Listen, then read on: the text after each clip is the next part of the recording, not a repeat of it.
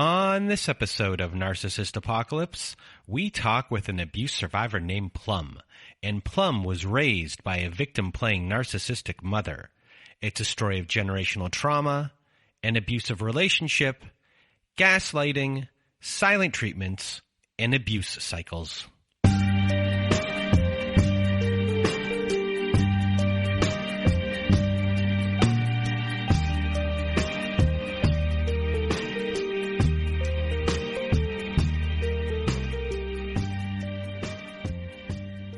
Welcome to Narcissist Apocalypse, everyone. I am Brandon Chadwick, and with me today we have Plum. How are you? I'm doing well. How are you, Brandon? I am doing well, and if you want to be a guest like Plum is today, please do go to our website at narcissistapocalypse.com.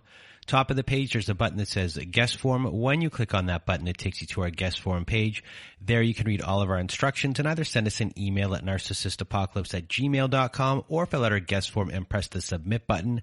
And please do send it in the format that we ask for.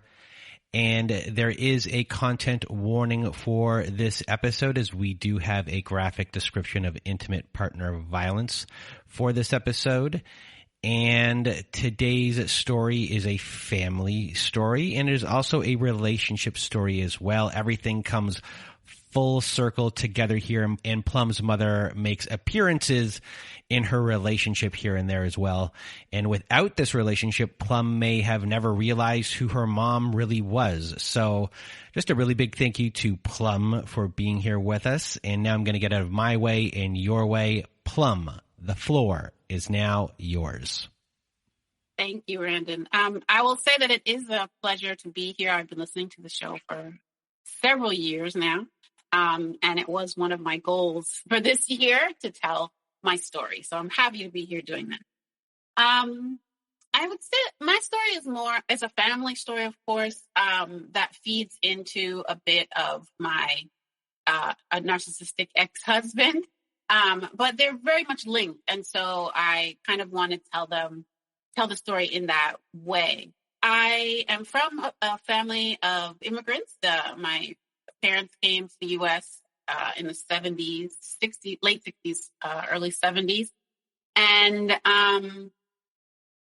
I think that trip, probably for both of them, was really about getting away from their own family issues and influences. My mother's from a very large family. They are 13. They are 12 now. One passed away as a child. And then there are two additional children by my grandfather. So so it's a big family. And they're not close. They don't really get along. There's a lot of competition among them.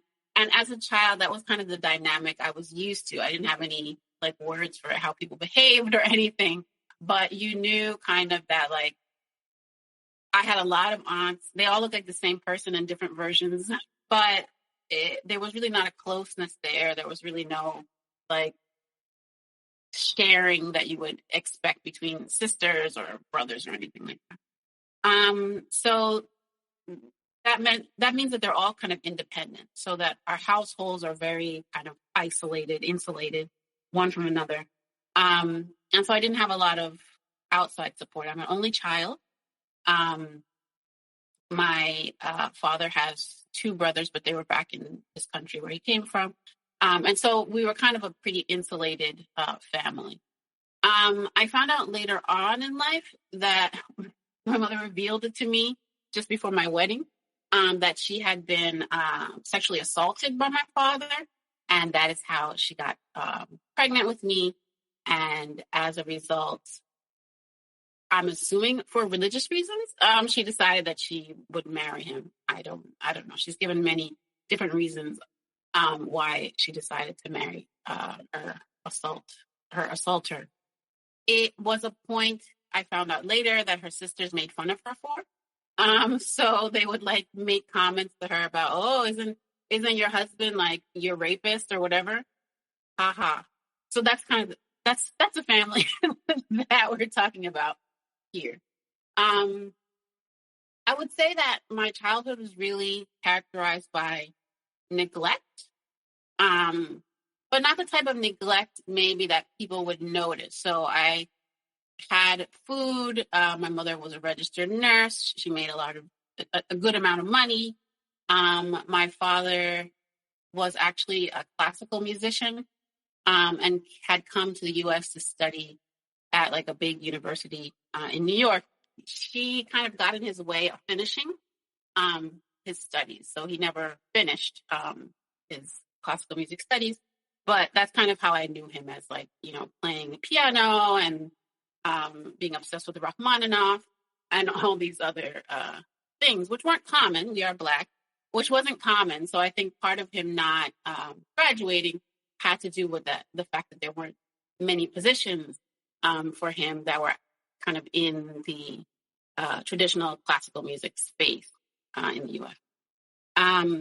So in addition to being a classical musician, my father was for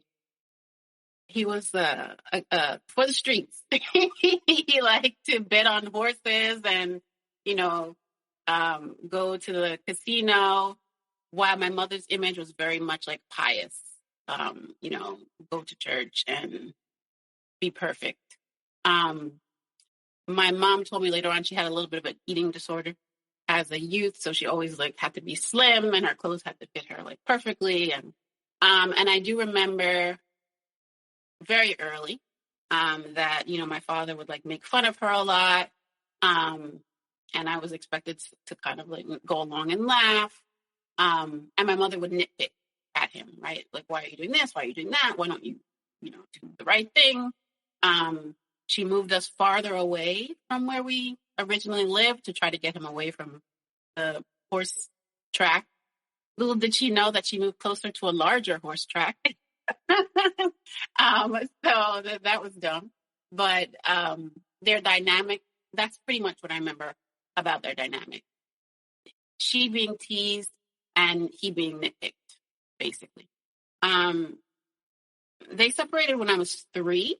My dad left supposedly to go to his mother's funeral. She did pass away, so he did go to his mother's funeral. But then he didn't come back. And I think during that time, maybe it was 2 years, he had a child with someone else there in his country, and sent my mom pictures. I don't know if she was supposed to be proud. I don't know what the pictures were for, but she showed them to me. And so I would say that the other thing that really characterized my childhood was kind of adultification. My mother didn't share. Well, I guess any sharing of that type is a lot, but she didn't rely on me for anything else beyond that. She would occasionally show me pictures that he sent her and say, oh, this is ridiculous. But in that area, I wasn't privy to a lot of information. I was adultified in another interesting way, and that's why I say I was neglected. And that is basically that I was expected to do everything for myself. So once my father left, it picked up more. But at around 2.5, 3, my mom stopped holding my hand in public. And I remember having a conversation with her where I was trying to negotiate what I could hold on to, right? Okay, can I hold on to your elbow? No. Can I hold on to your pocketbook? No, you're going to break the strap. Can I hold on to your pant leg? No, you're going to wrinkle it. And so basically it was you're on your own in public. We're not from the countryside. We were from, a pretty good area, a suburban area of a big city. And so I remember just feeling oh God, what am I going to do? How? And I would be in public and laser focus on her, because if I lost her, that was it. And I also do remember I used to suck my fingers, as a kid, how you suck your thumb. At some point I changed from thumb to fingers. And I remember being in public, especially in department stores, and random men coming up to me and saying, oh, does it taste like chocolate?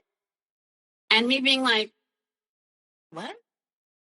But my mother was nowhere around. You know what I mean? Like, if I took my eye off her, then I would like get more attention from people. And I perceived that as like scary. Like, where is my mother? She wasn't paying attention. So I had to like, run away and like find her. So anyway, that's kind of things that happened.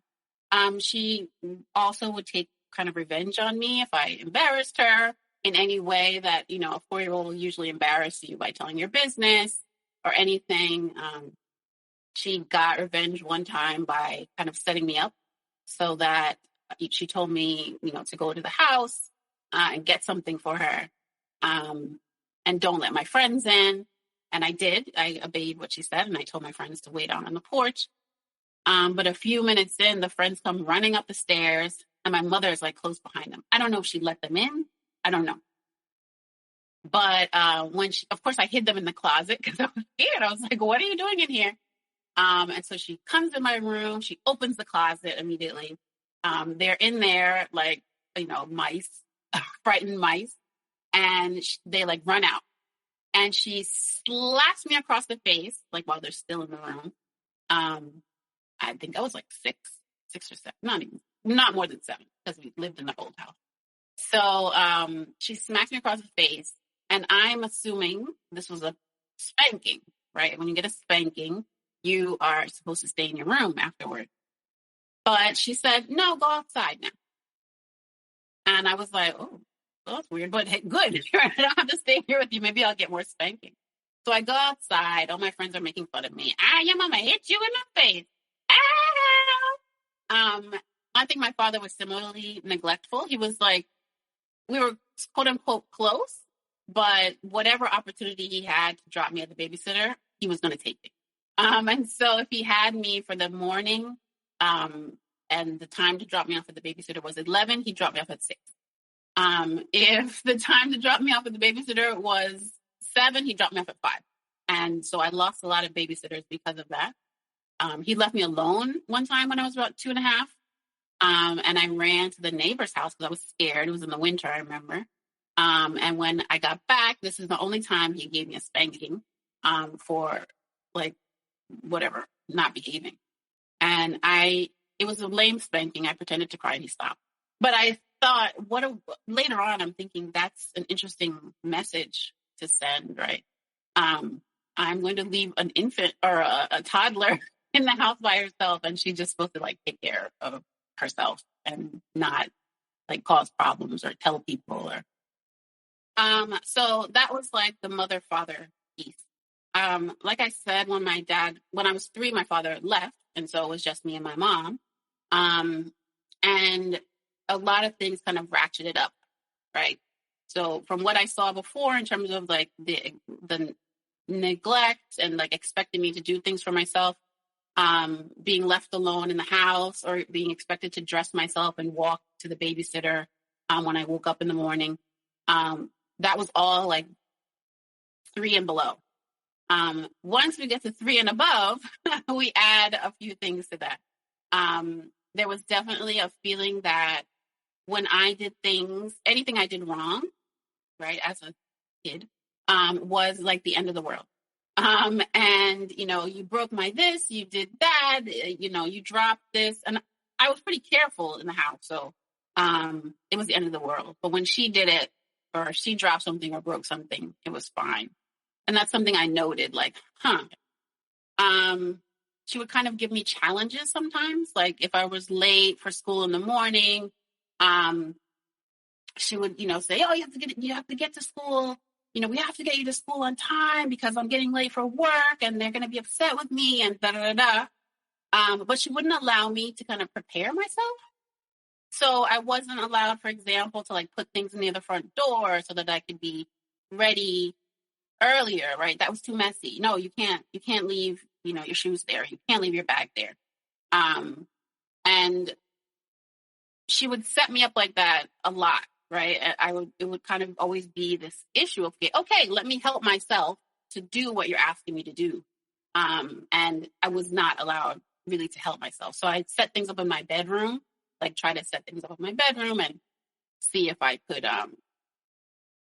like meet her expectations.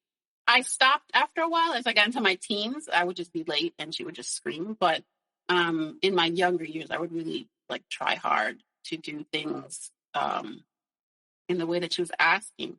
It was impossible because you would get in trouble either way. The other piece I noticed, like later on into my childhood, was definitely this idea that other people's parents would tell them things in terms of boundaries, like where they could go, where they couldn't go.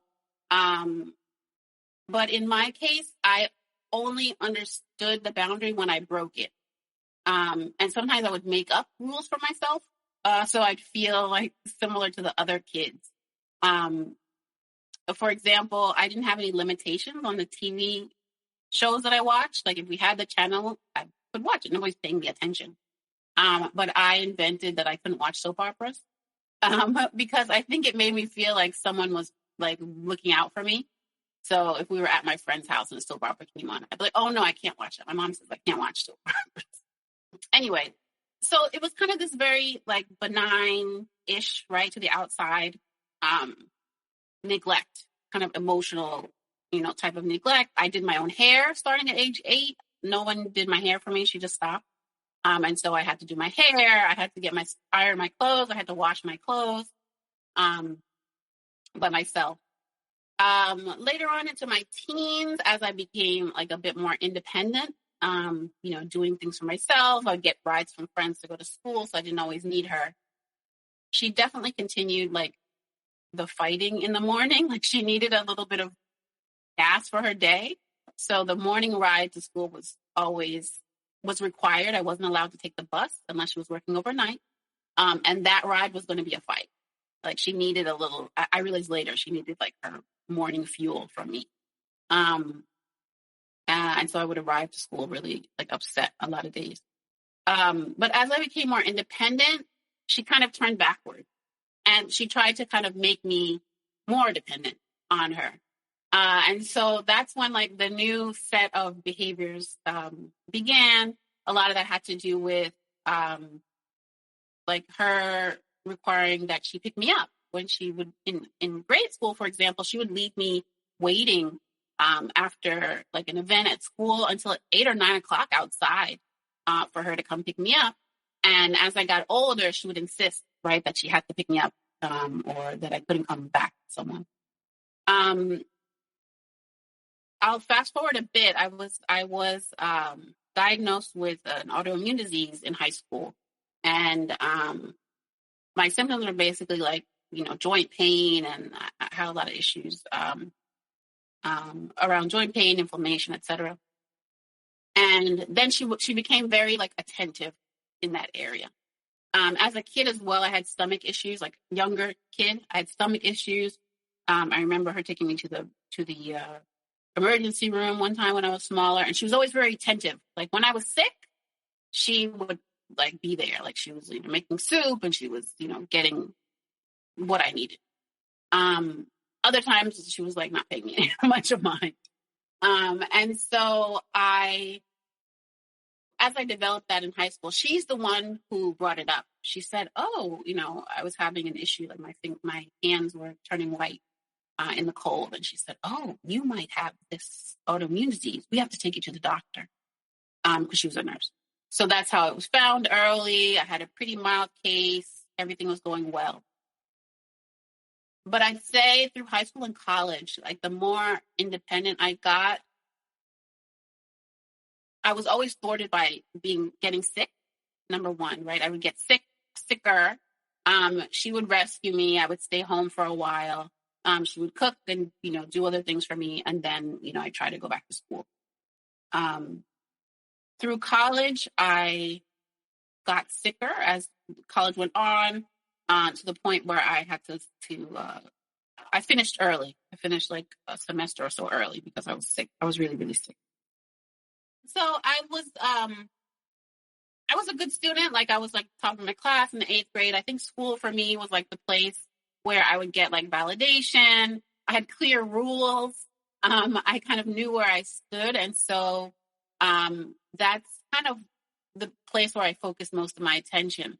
As a kid, as a younger child, I also did like singing and stage productions and things. But my mother stopped coming to my shows. And so I had kind of stopped doing them. Like I thought maybe I was doing badly or something. I didn't really get any feedback on that. And that was also a thing that is very, I think through my life, I don't get feedback. Like they don't say if you did bad or if you did well, if they're proud of you or they're not proud of you. You don't know. So because I kind of focused my energy on school, I made sure to like go to Ivy League university, thinking, I don't think I was thinking at the time that I was like making her proud. I just felt like this was my identity now. Like I'm the smart kid. Everything's clear, right? There's a rule. You know what the rule is. You know what the boundaries are. If Mrs. XYZ doesn't like this, you know it. And I liked that. Like I was like, okay. There's for you, school, and I'm going to say most likely work, even though there could be a lot of pressure, there's a stability for you there because you consistently know where you stand and you have your footing beneath you there. Yeah, definitely. And it was easy for me. Like because I had other trauma responses that I haven't gotten into. But one of them was, of course, reading excessively. And so, school was very easy for me. I don't think I had to really study in school until college. And I got a rude awakening in college. I got a C on like a pretty easy class. And I was like, what? Did I have to like really write this paper? I was like, rude. But yeah, so I think once I graduated college, I was a little depressed because I didn't have that anymore. So, you always get to do a master's degree, and that's like the first thing I did. And for the master's degree, I actually moved. So I went to college in the same state that I grew up in, was born in. But to do this the first master's degree I did it in another state. And so I think that changed the dynamic between myself and my mother, a lot. She had less control.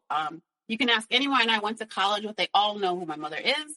They knew what she looked like, because she was always there picking me up and like, either I was sick or she was just coming by to like look in on me. So in grad school, you changed doctors and you went to a well-known one at a big medical center for your autoimmune disease. So what happened from here? She prescribed me a protocol that basically had started identifying some more kidney issues that I was having related to my autoimmune disease. While I was doing my master's degree, we kind of followed it. I was worked up every month and et cetera, and I was pretty stable. But I was put on a drug, like a trial. And in the trial for the drug, I had some really bad side effects, and the doctor would not believe me, that I was having these side effects. You'd be dead if such and such was happening to you. And so I ended up having to pull out of that drug trial. And I wasn't given much in terms of follow-up from the hospital, but I started doing like these natural, treatments. And so I was still moving along pretty well. I graduated that program. I started kind of my first big job after my master's degree. I continued to live in that new state. And around the time I was like 25, so I had been being followed up for like 2-3 years, my kidneys failed, like kaput. There was no like lead up. I was doing my follow-ups, and I went to the hospital. I ended up starting dialysis, and from then on, my kidneys failed. I did chemotherapy as the alternate treatment to back the study I was in the years before that I got the pill. I was randomized to the pill, but the standard treatment was chemotherapy. So I ended up also doing chemotherapy after my kidneys failed because they thought it might like kick up like your kidney function. It didn't work, but I did the chemo. So now in retrospect, I realized that my kidneys failed after twice that year. The second time was in August. That was after a visit to my mother's. So February was after Christmas, and August was after this visit to my mom. And my mother, during the time that I was in the hospital, was very kind of distant, right? She would be there. She was there every day, without fail. But she was kind of just sitting and watching. When I needed intervention, like when doctors would do, things that weren't ethical, which happens a lot if you've ever been a patient, and you have to defend yourself. She's a nurse. So you would think that like she would intervene and be like, hey, don't do that, or don't give her this medication. But she didn't. She just kind of sat there and was like a presence. And I had to defend myself. I had to be awake all night to make sure that they like weren't giving me things that were going to make me internally bleed. I didn't notice that she wasn't being active. That's just what I was used to. She had made a big show of offering me a kidney when I was in the hospital and my kidneys failed and I went on dialysis. I thought she would do it eventually. But she informed me that she was not going to be giving me the transplant, the donation, and that she was afraid that if we were both sick, there would be no one to take care of us. You remember that she has 13 siblings. Most of them are nurses. So that made no sense to me. So once my kidneys failed, I was on dialysis. I decided to leave that job. I did a couple things in the middle, and then I started a PhD program while I was on dialysis. So I moved back to the state that I was from. I found a dialysis center, and I started a PhD program. When I was in that program, I got no help. Like there was, like I said, I didn't get any feedback. I got no like validation. And so I would be actively thwarted a lot of times. And so like one example is hearing my classmates talk about how like their mom like will make them dinner or deliver dinner to them because they're working on their PhD. And I was waking up at 5:30 in the morning, driving to the city, going to dialysis, and then after dialysis, going to work, and then after work, going to classes, and coming home at like 10 o'clock at night, and, trying to fix myself a little bit of food. And there was never food prepared for me. My mother would come down and like scream at me if she smelled like the smallest, smell of food, screaming that I'm like trying to destroy her house and I don't care about her, where she lives, and whatever insanity that she was talking about, which made me stay out longer. So later on, I realized that time was parallel to a time that she was always talking about this health insurance, this life insurance, I should say, that she had taken out for me when I was a kid. She had the life insurance since I was a baby, and she promised me at some point, like when I was in grad school, like so I was like 23-ish, that she was going to take this money out before the policies expired when I was 24, and give it to me so I could buy an apartment. And I was, excited about that. I thought, oh, that would be great, start that. But like my birthday came and went, and I didn't hear anything. I didn't really get upset about it because, again, I was used to kind of, I guess, future faking. But she came to me to explain that some guy came to the door, some crazy story about someone stole it basically from her, so she didn't have the money.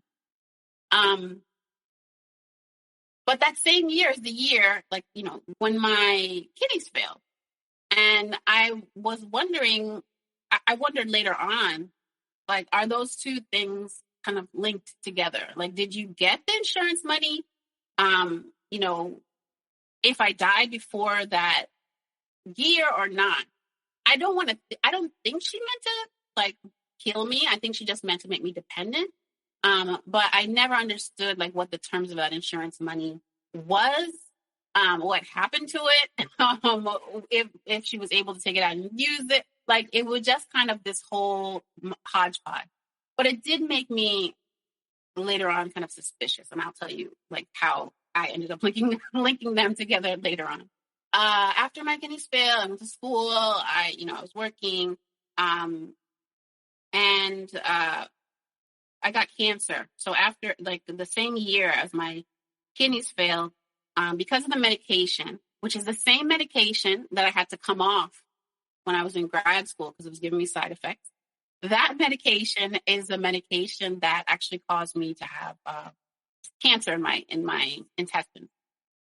So I did chemotherapy again while I had the transplant, and I did pretty well on it. And kind of during the time I was doing chemo, I was still working. I did well on the chemo. The tumors were, gone after maybe the second chemotherapy treatment. I had also applied to what was my dream job during that time. So I was still in school. I hadn't finished my PhD, but I had just applied to this job. And after the chemo was finished and I finished my qualifying exams for my PhD as well, I got a call that I had gotten this dream job, and that I was going to move back to the state where I did my master's degree. I had a new kidney, the kidney was working fine still. I didn't have cancer anymore. That job turned out to be hell, but it was also kind of the beginning of a lot of things for me, including living outside of the country for almost a decade. And that's also how I met my ex-husband. But I'm going to finish the story about my mom quickly. Basically, she would come visit me in the countries that I lived in with that job. And as I got better, kind of, the farther away I got from her, the less illness I had. And she made a comment to me in one visit, basically that her friends always ask about me, and they always ask her how she's doing. And I kind of got the feeling that my being ill for her was also a way for her to get attention from her friends. She really liked to be kind of a victim in the way, she had a phrase that she would always say to me, that her name started with a B. So that her friends would always say, poor B, you're going through so much. Both when I was sick and before, I guess she would tell them stories about horrible things happened to her. And they'd go, oh, poor B. And she didn't tell them she was ashamed or anything. She was that was a positive thing to her, right? That people would feel compassion for her. And so I think my being sick was a way for her to get that. She used to say a lot, especially when I was very, very sick, she would always interject, well, I think I have this disease too. Sometimes my joints hurt me, or sometimes XYZ. And everybody would ignore her. But she always when to kind of throw that in. Maybe to see if people would turn their attention from me, who was half dead, maybe, to her. But, the victimhood also showed itself up in she would make a decision. So we lived in a pretty big house, that she bought when I was 8. And she would complain about everything she had to do for the house, for me, buying me clothes, doing this, doing that. It was horrible. Her life was horrible. I was horrible. It was the worst thing that ever happened to her because she has to feed me and clothe me. And she has to work so hard. And the moment I'd be okay, say when I had my dream job, for example, okay, Mom, let me buy you this dishwasher you're complaining about. Or she's complaining that she has to pay. Okay, I'll pay him. No. No, you don't have to do that. Don't. You think I don't have money? You think I'm poor? Well, why are you complaining? But it was the show, right? That was the show, and you're supposed to pat her on the back, which I never did because it wasn't something that I learned to do either, right? I didn't get it, so I didn't learn how to do that. So we just discussed your mom, and now we will get into your relationship. And eventually this will all come back to your mom. But for now, let's just get to it all kind of starting with you trying to get away from a terrible boss and moving overseas to work. And this is where you meet your future husband and the abuser in your life, in your relationship life. So give us a primer first of your dating life before we get into the meeting of your husband. I didn't really date much in I didn't date at all in high school. I didn't date at all in college. My first boyfriend was when I was 22. He has bipolar. I didn't know that then. He kind of developed. He was diagnosed after we broke up, which was a drama in itself. But I didn't really date much. I'm pretty isolated. And most of my dating occurred in my 20s. And all of them had something going on. So I didn't date in my 30s. I don't think I even have a boyfriend. Maybe I went on dates, but I didn't have a relationship in my 30s at all. And I met my ex-husband when I was 40. I had just turned 40. I was living in that second country with that job. And unlike the first country, the second country was pretty lonely for me. I didn't have a lot of friends. I had joined this expat group to meet people, and that's how we met, through that expat group. He had written me through their website, they'll have a social media-ish type of website, several times, maybe for 9 months, before we actually met. So he had written me, and I really wasn't open to meeting him. He didn't seem interesting to me. I would kind of write back yeah, okay, sir. And then he'd write again. And maybe 3 months later, I'd write him back. But I had done some executive coaching at the end of 2016. And part of that executive coaching really led me to understanding I don't have to live in this nightmare of a job. I can get out. And so I had made a plan to quit. I wrote my resignation letter. I had been there almost 9 years at this point. I wrote my resignation letter, and I had the date that I was going to give it in. So I was feeling good. And he wrote me at that time. And so I said, might as well, this guy keeps writing me. You might as well just meet him.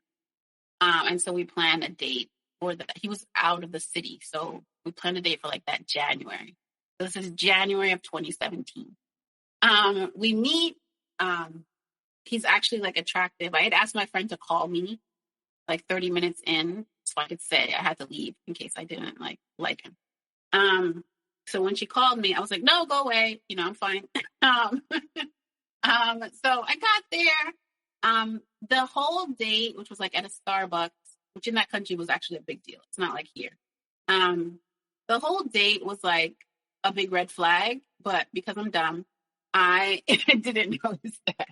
One of the red flags was my feeling, right? The moment I saw him, I had oh my God, butterflies. Oh my God, he's so attractive. And I just told you that I don't date a lot. It's not that I don't meet people a lot or that I don't meet attractive men. I'm just usually not interested. And that was just the second red flag was he would talk about his ex-wife, that he was divorced. He told me he had, 2 kids, and his ex-wife had ended the relationship because she falsely accused him of being physical with her. This is on the first date. And, I was just oh, that's such a shame. And so after that date, his car was in the shop, because he had a small accident. And so I think I was getting a taxi. So we're in my car for a minute. He's oh, what are you doing tomorrow? And I was nothing. He's well, can we watch Netflix together? And I was no, come to my house. Before that date, he had asked me, where do you live? this is a big city, but like the area where expats live is pretty small. But I wasn't trying to, I'm from New York. I was like, why do you need to know where I live? And he was very offended. And he was like, you didn't even want to tell me where you lived. When I asked you where you lived, you didn't want to tell me. And I said, oh, I'm from New York. Like, why are you coming over? Like, why do you need to know where I live? You know, I live close enough. So he didn't like that. He kept bringing it up. So the next day I wouldn't hang out with him. But the next weekend, he invited me out to like go dancing or whatever. And from that next weekend on, that was it. Like, we were like together. I basically like moved him in like week 4. We had a little fight because he invited me to one of those expat events for that organization and basically like ignored me all night. And I got pissed and I like left. And he came over later on to apologize, but he didn't apologize. He kind of just gave me like the silent treatment. I didn't know what it was. So I was like, well, why did you come over here if you're not going to say anything? And I kind of kicked him out. And so maybe we didn't talk for a week and a half. I like told him not to let him into my building. Like, I was very adamant. And I noticed that inside I felt kind of a relief, but I didn't know like why I felt relieved. Anyway, at the end of that period, he came back. He apologized. Who knows what words he said? I don't know if it was an actual apology or not. It's something that I took as an apology. And from then on, we were like inseparable. He was not divorced. So that's the first thing he told me after we got back together. He was separated. And he like showed me the separation papers, and, you know, he had his kids on the weekends. And I had a policy that I did not date people who are separated, right? Because that means you're still married. Just because you live somewhere else, it doesn't change a thing. But I broke my own boundary. And I said, well, you know, we're like already in a relationship now. He showed me the separation papers. And so we were together all the time and we would hang out. You know, this is really, really, really quick. I don't even know if we had another date. Maybe we would go out dancing, but it wasn't like a I'm getting to know you date anymore. That was it. We were like together. I told people, one woman at my office knew him, and I was like, oh my God, we're in a relationship now. And she looked at me like, I'm sure she was thinking like, already? You just met him last month. But to me, that was like fine. And so because it was the beginning of the year, my mom came for a visit around Easter time that year. I don't know if Easter was in March. Must have been in March that year. And she comes for a visit, and I introduced him. And for the first time in my entire life, my mom seems like she is approving of someone that I'm dating. Not that I've dated that many people. And she basically says, yes, you should get married. Aside, if you look through my list of the most narcissistic friends that I've had, and I've had a lot because this is what I'm used to. Those are the ones she loves the most, right? So I can kind of like pick off who I need to cut off by, like, if my mom likes them. But she was very pro this marriage, and so we went forward. We were married in July of that year. So from January to July of the same year, we were married. That's because he had time off from work. He was a teacher. We married in like a third country. He had like 3 guests who came from the country that we met in. They were also problematic because we spent our entire honeymoon with them, but that's another piece. But as soon as we said I do, he changed. Like, he turned it off. He didn't have to do a lot with me. He didn't have to do a lot of like love bombing.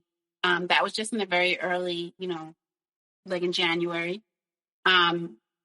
We had our wedding published in like a big newspaper here in the US.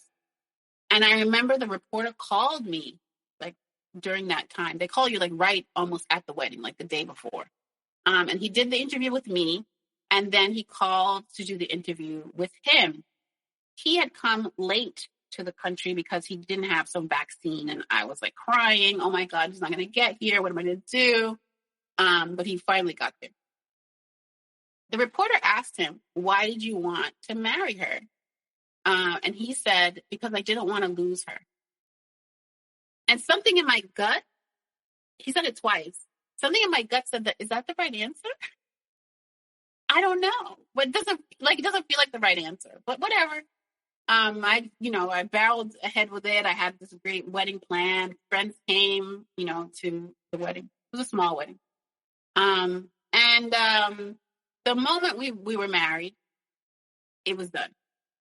He started like the silent treatment almost immediately, for the day after. We spent every outing during our honeymoon with another couple. This couple who came from the country that we were living in. And when I asked for us to like do something by ourselves, he said that he was tired and he needed to take a nap so I could go by myself. So part of my honeymoon I spent by myself on the glass bottom boat, taking pictures of like the sea anemone with other couples like around, and we're like chitting and chatting. And yeah, it was just a big, letdown. We left the honeymoon like to different places, right? He went back to the country. I, by that time, had quit my job, and so I moved back to the States. And I had started on the process of a green card for him. He finally had gotten me my residence in that country, so that if the green card didn't work out, I would just go back and live in that country. I was applying to jobs then in that country and in the U.S. just in case. I ended up getting a job in the U.S. And the green card came through like 18 months after. So I was traveling back and forth, right? Spending money back and forth. He couldn't get a visa to come to the U.S. to visit me. Those 18 months were hell. We would like fight on the phone.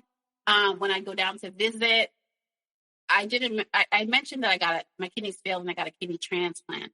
And a lot of times traveling is difficult for me, even though I do it for work.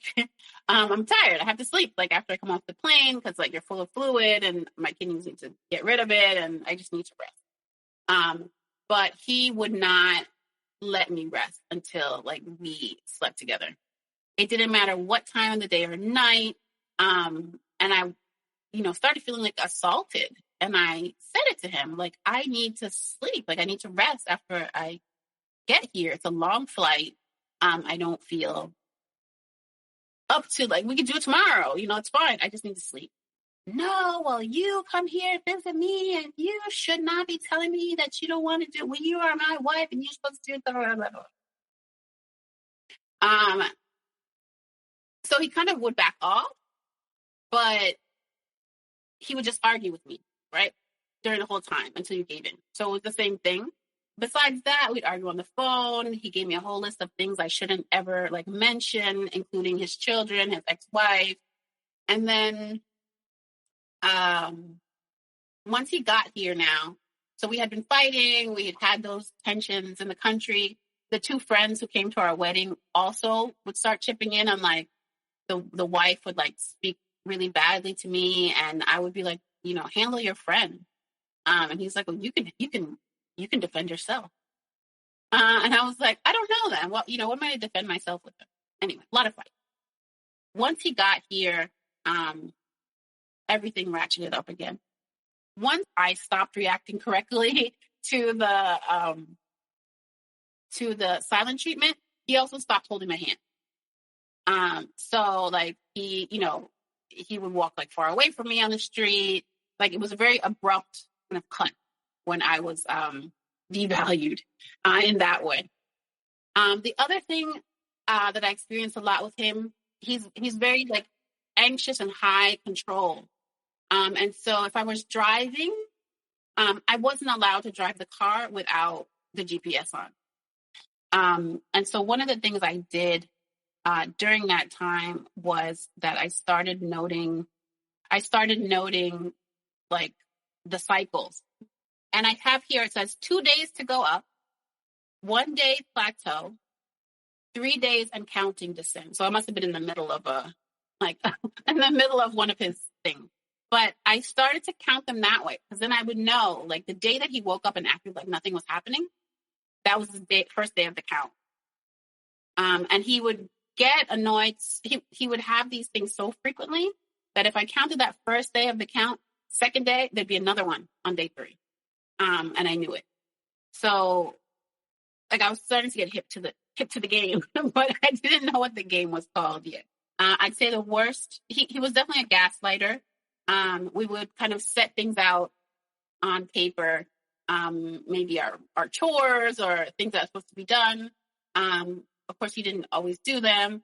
And then he would like make up, something that I said or something that I did, and that I gave him the impression that I would do. I would cook on Fridays, when the chart says clearly that Fridays are like free day. Eat what you want to eat. No, you're supposed to cook. You're my wife. You're supposed to cook on Friday. It was like fight after fight. It was fight after fight.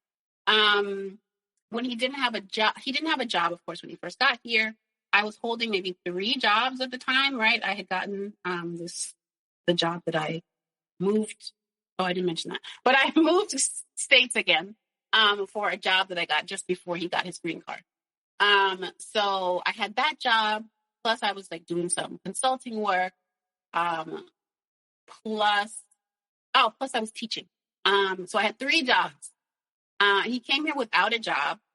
He did really quickly, got his social security number. So I was bringing him on job interviews. And after one interview that he felt really good about, and they said they would hire him, I said, well, would it be possible then, until you start your job, for you to get like an interim job? You're a teacher, so school is going to start in September. And we've gone on this, job interview in March. Could we do like, could you maybe work at the supermarket quickly? We lived across from a Whole Foods, for example. He lost his mind. How could you tell him? I knew I shouldn't have come here until I had a job, because you are going to try to make me go outside and like be a street sweeper or, do whatever. And I am not going to do that. And you just don't want me to use anything in the house. You don't want me to eat the food in the house. You don't want me to do anything because I don't have a job. And he at some point he goes in our bedroom, crouches on the floor, and starts crying like a 2-year-old. That I don't want him to eat anything, and he's not going to eat anything else in this house anymore. I don't have to worry about it. It's just like screaming and screaming. That went on like all day. At some point he goes out, and then he comes back, and he goes back in his corners, crouching, screaming.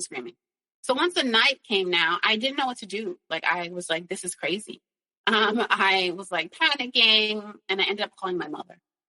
And my mother speaks to him. Later on, I found out that she sent him money through my cousin, and that money was for him to buy food, so he wouldn't feel badly because I was not feeding him. He told me, your mother has treated me better than anyone who's ever in my life has treated me before. She is just so good to me. And I thought, why would you believe that I wasn't giving him food? Like, that doesn't make any sense to me. So after he woke up and like acted like nothing happened, so this is after he got the money now, he tells me about the money. We returned the money to her. But this was the start of several instances where she would like send him money or tell me that, he's new here. It's so hard for him. And I thought, we need people from the country that we came from all the time. They are here as like janitorial staff when some of them are also teachers, right, in their country, or, lawyers or whatever. He's not having a hard time. He's not working, and he's waiting for like a professional job. It's ridiculous. But over that time, I came to understand. I was still working my 3 jobs, but I came to see that my mother would never support me if anything else worse happened in that relationship. And I remember saying it to myself, she's not going to help you. And it ended up being that way. So we fast forward. I had tried a lot of different types of therapy with him. We had a therapist back in the country that we came from that we would see like on the phone once a week because we were just fighting so much. He would like keep me up all night with like these ridiculous circular like arguments and fights about nothing. He would injure me when we were like intimate. And I thinking that it was like my fault because I'm in menopause because of all the times that I did chemo. He did gaslight, but his main vehicle of emotional abuse was the silent treatment. He was the king of the silent treatment. His record for me was like 2 weeks and like 3 or 4 days of like not communicating with me or of communicating with me non-verbally and aggressively. After a while, because it happened so frequently, I stopped reacting to it. Like I would just talk as though he were answering me, basically. And one time he got upset by that, and he stopped gaslight. He stopped silent treatment to explain to me what I was supposed to do when he was giving me the silent treatment. So he stopped ignoring me to tell me, when I am not speaking to you, you're supposed to come to me and ask me what's wrong. And I said, okay, and when you tell me nothing? He didn't answer me. Then he goes back to ignoring me for another week. But evidently I wasn't doing the silent treatment right, and that annoyed him. But I think that's partially why it escalated to being more physical. I wasn't doing the silent treatment well. Once the pandemic started, which was right after a visit from his kids, where I had to like come up with most of the activities for his kids. I had to take off an extra week to take care of his kids because he didn't plan that. Everything really intensified. He really got into the silent treatment during the pandemic. So we were locked together. Remember in the beginning of the pandemic, you could barely go out. And so we'd be locked together in our apartment. He would not be speaking to me, aggressively not speaking to me. When he would go out to get groceries, because I have a kidney transplant, I'm high risk.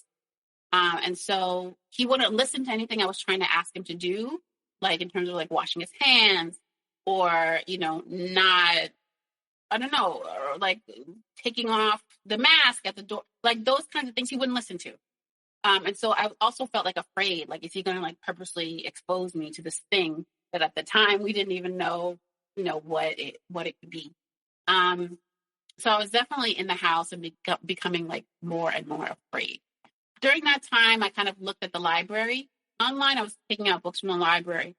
And somehow a recommendation popped up for Lundy Bancroft's book, Why Does He Do That? And I had been looking for like reasons, like explanations. And I had actually started watching Narcissist YouTube at that time. I think I had started to kind of understand that something was going on. I had known about grandiose narcissism. I have an aunt who's grandiose, and I kind of identified her in these.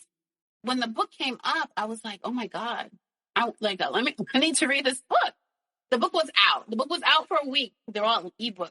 They were checked out for weeks. I tried in my old, where I used to live, library. They were checked out for weeks. So I checked it out on Amazon. And the moment I read that book, like I ate it up in like an hour and a half. The one thing I needed to understand, I understood.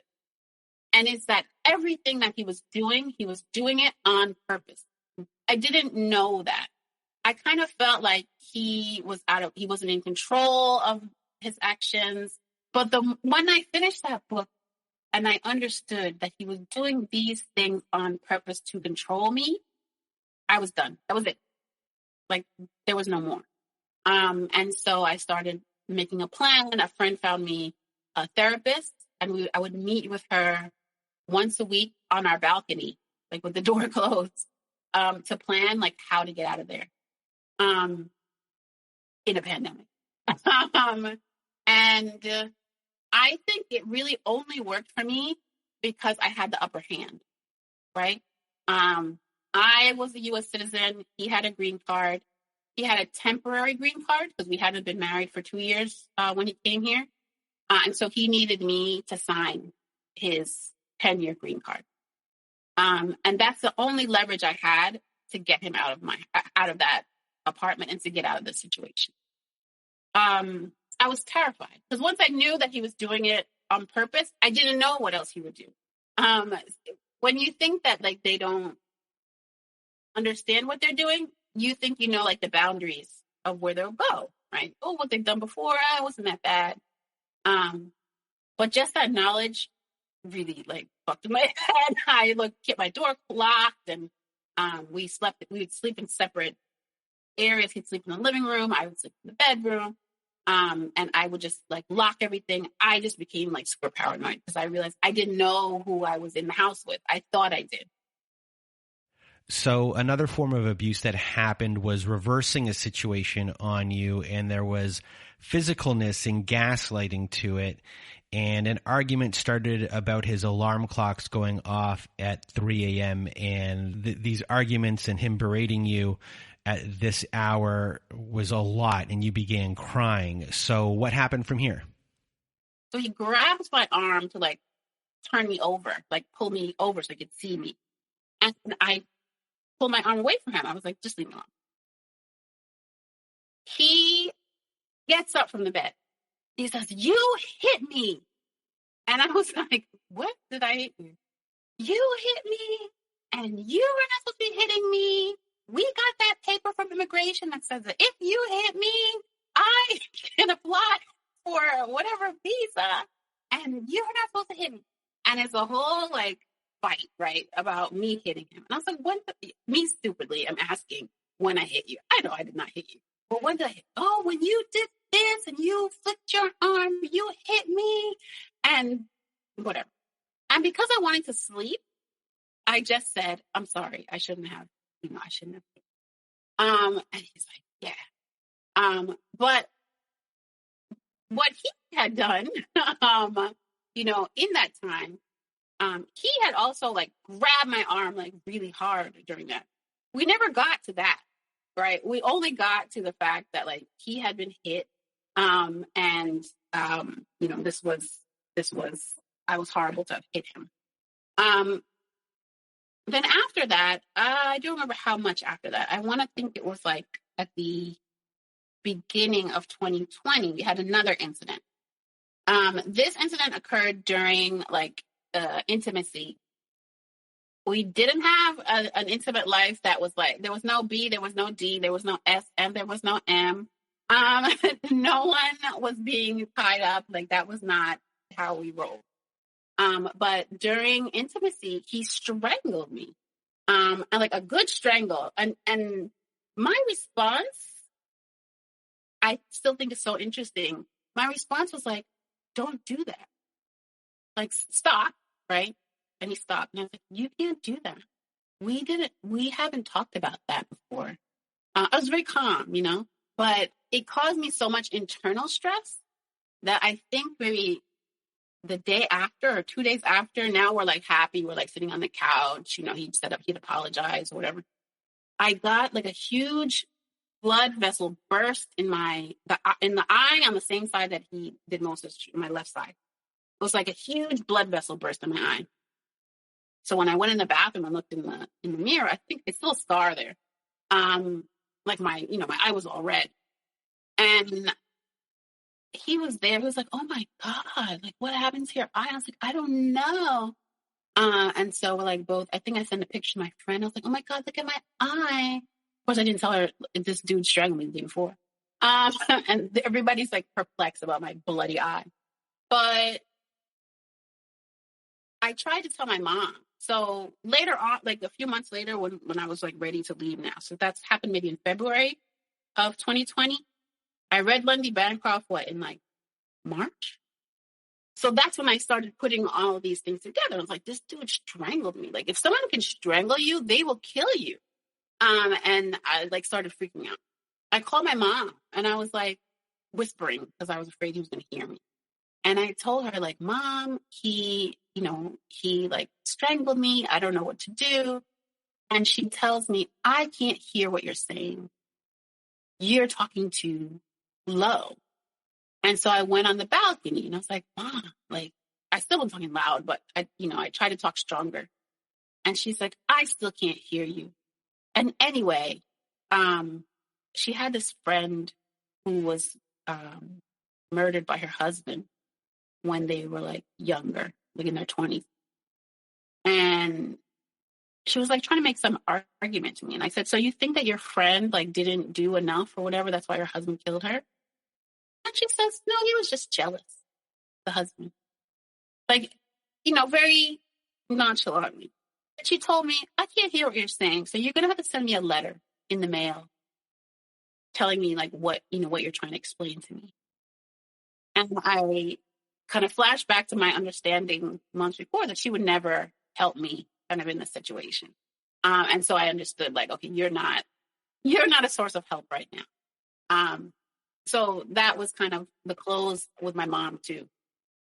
Another thing that happened with my mom after this issue with my husband, and we were kind of wrapping that up, is that she sat me down one day. She had breast cancer. And while we were still together, my husband and I brought her to get her tumor like removed.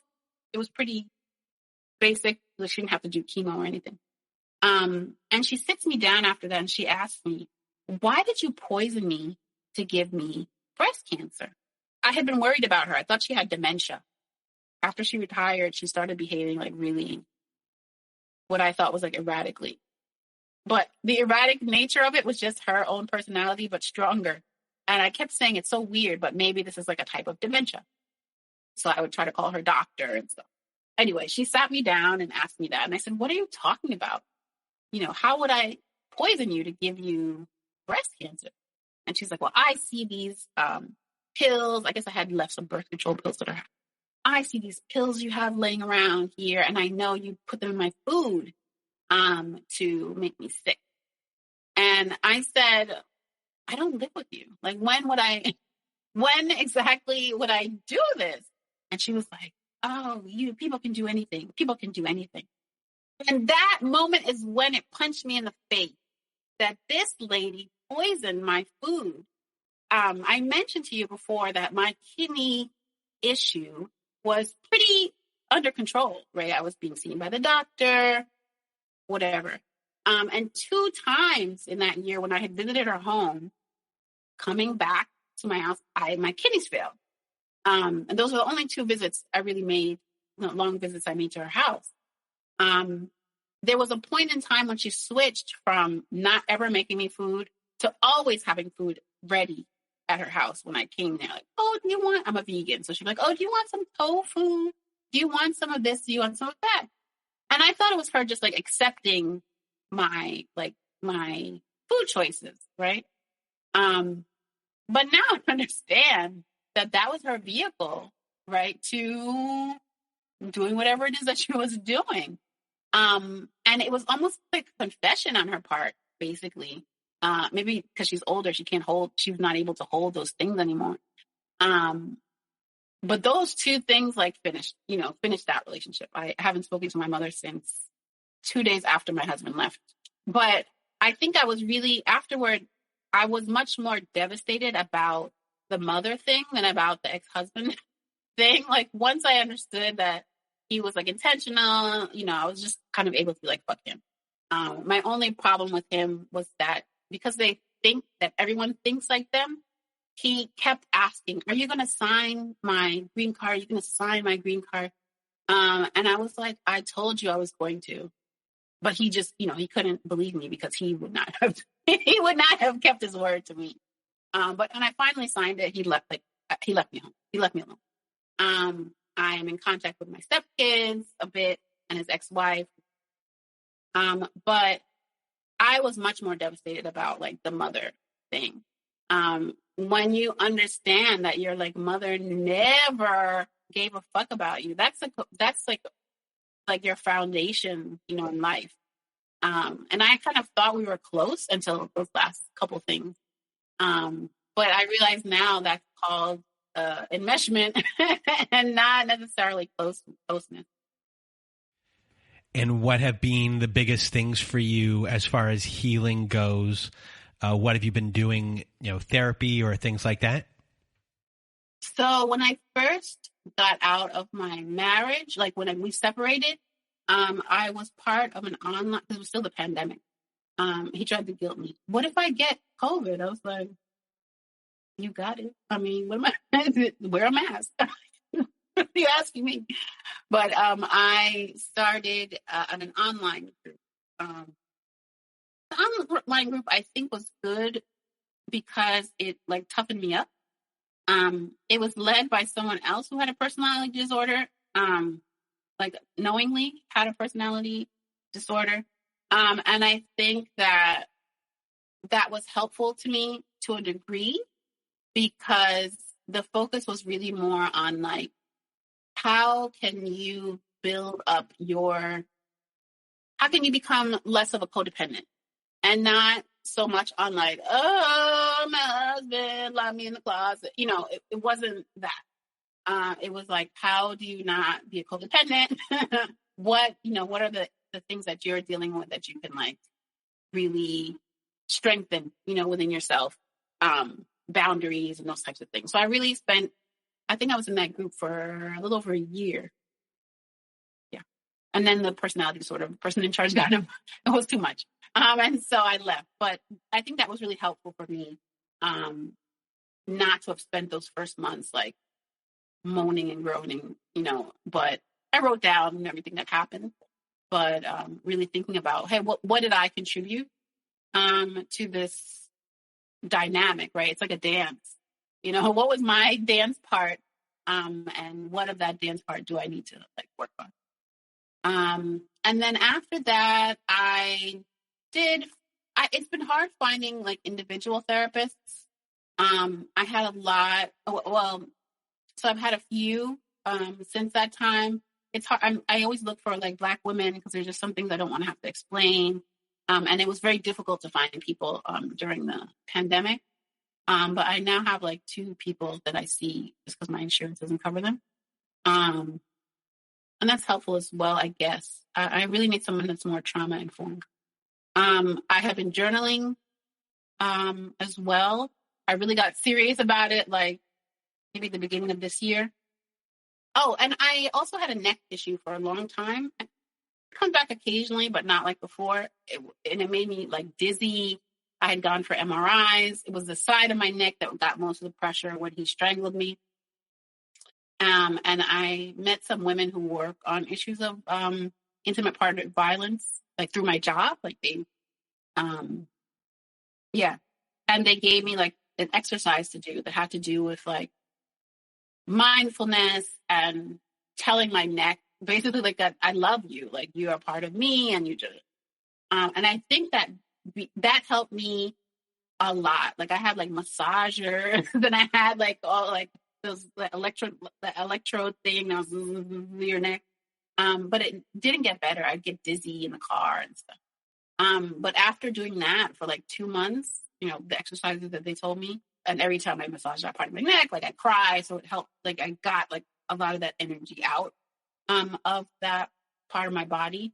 And I do think that I do a lot better with somatic therapy. I think I'm very like, school oriented. So I'm like cerebral. And so talk therapy for me, sometimes I can really be like in my head. And so I'm also seeking out more somatic stuff. So if you had any words of wisdom for everyone out there, what would they be? I was really inspired. During the pandemic, I got addicted to the TikToks. I'm old, I have to say it wrong. And I think one thing I found to be inspiring there was finding people who were in a similar situation as I am in, both in terms of like relationship with a mother, and also like, getting over romantic relationships.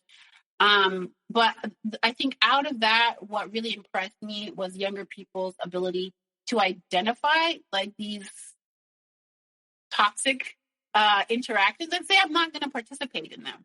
Like the idea of cutting someone off, or going no contact is kind of unthinkable maybe for Gen Xers with your family. And I felt like supported in that. by, young people who are doing that. But I think the other thing I would say, and it's a feeling that I have now and that I appreciate, is that like this experience for me I'm thankful for it, right? I'm thankful for like having married my horrible ex-husband, because I think the universe had been trying for a long time to get me to see like the family situation I was coming from, and I couldn't see it. Like I could not see it. How many times can someone kick you in your face and you think, oh, they keep slipping on a banana peel? Only through this relationship was I able to see everything else around me. Like I was able to see my mother. I was able to see her behavior and that it was not normal. After I stopped speaking with her, a friend of mine came to me and said, I'm glad that you got out of that. When your mom told you she wasn't going to give you the kidney transplant, my father asked me, is she adopted? Like, is that her real mother? And she said, yeah. And he was like, shocked. To me, that was normal, right? Like, why? Why was it normal? Because I just had never experienced anything else. So I kind of appreciate this like last hellish relationship, because that's what I needed. Like, that's how thick I was. That was what I'd say. Sometimes, it's something you wouldn't repeat again, maybe. But I think in my case, maybe I would. Like, maybe if I was just this thick and I needed to see, what was really happening around me, I would have to repeat that again in another life to see it. And I think in my case, I was lucky that I had an upper hand. I'm financially independent. And so I was able, to leave with just lost money, right? I didn't lose anything else. So those things are also context. But it's something I'm actually thankful for. And it sounds crazy, but I am. I wouldn't want to deal with my family. I don't talk to any of them anymore. And I'm better for it. Well, Plum, I want to thank you for being here with us today, sharing your story and, sharing your life with us, and just this full kind of connection. This is not just a story about your mom and the relationship. It's, the connecting of your mom and the reverberations throughout everything coming for full circle. And I think we've had maybe a couple episodes that have had that, where the mom plays a role kind of throughout in a way for you to kind of figure out what is really going on. And there's a lot of people who are dealing with the exact same thing that you're dealing with. And you just did a great job of telling your story. And, you're going to help at least one person. So a big thank you for being here with us today. Thank you, Brandon. Thank you, everybody for listening to me. Well, thank you once again, Plum, for being here with us today. And if you want to be a guest like Plum was today, please do go to our website at narcissistapocalypse.com. Top of the page, there's a button that says guest form. When you click on that button, it takes you to our guest form page. There you can read all of our instructions and either send us an email at narcissistapocalypse@gmail.com or fill out our guest form and press the submit button. And please do send it in the format that we ask for. And if you are someone that needs support, we at narcissistapocalypse.com have a support group. So at narcissistapocalypse.com, top of the page, you'll see a button that says support group. When you click on that button, it takes you to our very own safe social network. And inside, you'll see that we have Zoom meetings every Wednesday night, Thursday afternoons, and Saturday nights. We also have forum boards for you to post on to get the validation that you need from survivors just like you. And it is a wonderful group of people on there, and you can share your experiences and make friends as well. So if you need support, join our support group today. And if you need even more support, please do visit our friends at domesticshelters.org. At domesticshelters.org, they have articles and resources to help you make sense of what you're dealing with. They have every phone number, email address, and web address for shelters and agencies, no matter how big or small the town you're in. Domesticshelters.org has it there. It is a wonderful free resource and a wonderful organization. So if you need extra support, please go to domesticshelters.org.